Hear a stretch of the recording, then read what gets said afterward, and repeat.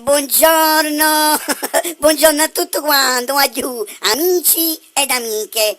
Come state? Tutto a posto? Avete fatto? Volete pigliato un caffè? O ancora volete pigliare? E a che aspettate? Io già mi fatto 3-4 tazzoni di caffè e ancora non pigliamo via mescetà. Comunque, a ieri è stata una giornata di merda. Speriamo che oggi sia una giornata migliore, che faccia dicere, una giornata bella come la puce. Avete capito? Comunque sono qui con questo mio video per mandarvi un bacione, carnale, azzuccusa, bello come voi, per augurarvi una buona giornata a tutti quanti.